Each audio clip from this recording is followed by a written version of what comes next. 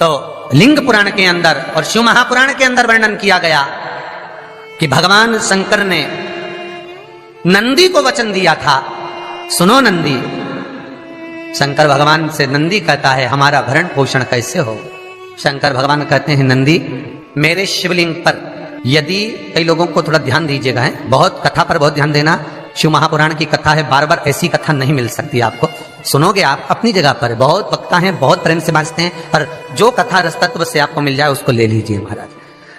कोई वस्तु, कोई भोजन आप बनाकर लेकर गए हो, कोई पकवान आप बनाकर लेकर गए हो, कोई फल लेकर गए हो, यदि शिवलिंग पर वो पकवान, वो मिठाई, वो फल टच हो गया तो वो खाने के योग्य नहीं रहता, वो घर पर लेकर मत आना, मंदिर में ही छोड़कर।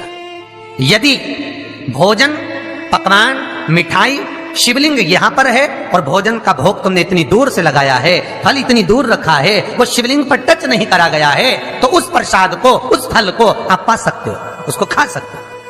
पर जो शिवलिंग पर टच हो गया फिर वो केवल नंदी, श्रृंगी, भृंगी, प्रेतों का, भूतों का, आहूतों का भाग होता है। प्रेत, भूत, आहूतों का वो फिर खाने योग्य नहीं है। हाँ, यदि नर्मदेश्वर महादेव हैं, नर्मदा जी के जल से कोई शिवलिंग प्रकट हुआ है, नर्मदा जी के जल से, कोई कंकर से, नर्मदा के जल से अगर कोई शिवलिंग प्रकट हुआ है, उस शिवलिंग की स्थापना कहीं पर है या आपके घर में है, तो उसको कुछ भी टच हो जाए वो पा सकते हो, पर बाकी के शिवलिंग को स्पर्श किया हुआ नहीं पा सकते। केवल एक नर्मदेश्वर महादेव नर्मदा के जल से प्रकट हुए।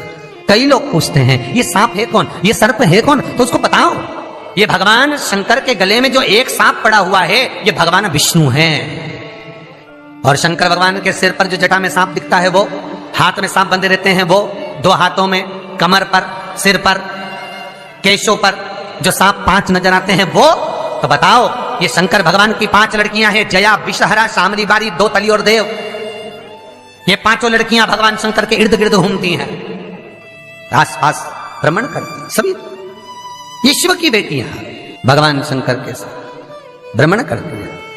5 जया, विषहरा, शामली बारी, दो तली और देव, ये जो 5 पुत्रियां थी शंकर भगवान की, ये वासुकी को दी गई थी महाराज, क्योंकि ये सर्प की योनि में थे, इसलिए ये वासुकी नाग को प्रदान करी गई थी। वासुकी नाग कौन सा? जिसने मंथन कराया। वासुकी नाग कौन सा? जिसके फण पर पूर्ण पृथ्वी विराजमान है। वासुकी नाग कौन सा? जो निरंतर देवताओं के हित के लिए कार्य करता रहता। एक पान के पत्ते के ऊपर, मात्र पान जानते हो, वो खाने वाला जो पान करता है उसका पत्ता, पान के पत्ते के ऊपर जो चंदन से शंकर के नाम, पार्वती का नाम और ब्रह्माणी सरस्वती का नाम लेकर शिव को समर्पित कर दे महाराज, उसकी भी तिथि बताइए, बड़ी सुंदर है। जब रवि का पुष्य योग पड़े, रवि पुष्य नक्षत्र हो, रवि का पुष्य योग पड़े, उस समय पान के पत्ते पर चंदन से शंकर, पार्वती और सरस्वती का स्मरण कर कर जो शिवलिंग के ऊपर उस पान के पत्ते को चढ़ाकर 5 बेलपत्र, 3 समी पत्र समर्पित कर देते हैं, उस बच्चे से चढ़वा देते हैं, वो बच्चा कभी पढ़ने में कमजोर नहीं होता, विद्या में बढ़ता ही